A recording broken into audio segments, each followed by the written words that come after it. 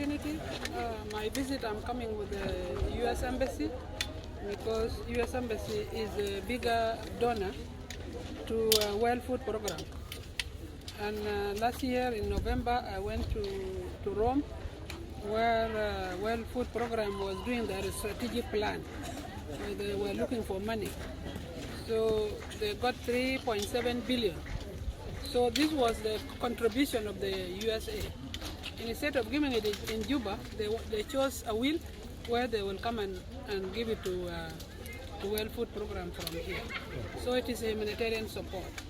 And that money, 3.7 billion, is not only for humanitarian support, but it is also for developmental programs. Like Dike, your governor talked about it before, and the issues of roads also, they will do roads. So these things are all in that money. So the money they presented today was 288 million. But still they are going to bring more money because USA is a bigger donor. So this is my visit today, and I will again plan my visit to come here, political plan, not humanitarian. This one is humanitarian trip. Yesterday, the conference interview of the UN, the women, I want to do it in Juba because I put off this interview yesterday from Miraya FM. So today you concentrate on this visit. Okay. Do you think that donation by USAID or by the US government and United States people is enough for people of Northern Barakazal and people of South Sudan? It's not only USAID alone. There are so many other countries like Japan and other bigger donors. They are in Europe. They are donating. This is 3.7 billion. It's not a small money, and America cannot do it alone. But America can bring 1.something billion alone because they still have 800 million. This is 288. America will give maybe 1 billion plus, and the rest will be paid by other donors. So we have donors who can do that because they have already pledged to pay 3.7 billion. Already you talked about this support as very important. It will help women and children.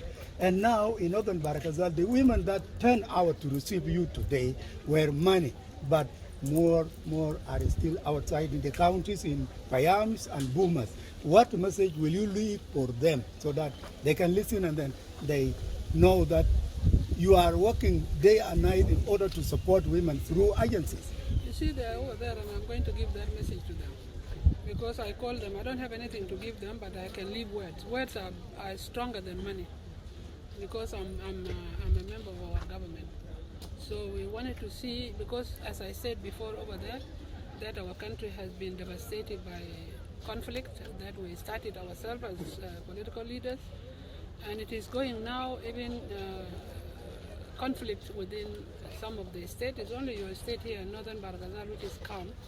But others, and then lakes. But other states are at each other's throats. But the government is working very hard. After the graduation of the unified forces, they will be redeployed into these hot areas so that we can see how we can do disarmament. Because if we could not disarm the civil population, peace will not come. So the government is working very hard to bring peace among the people. And then a cluster like mine will be able to take care of women, because those women who came, US aid alone cannot satisfy their needs, but their government will be able to do that. Maybe the last question of Chiri. The 288, is it only for Northern Barakazal or it's for the whole South Sudan? It's for South Sudan, because they chose Northern Barakazal for them to come and hand this over to World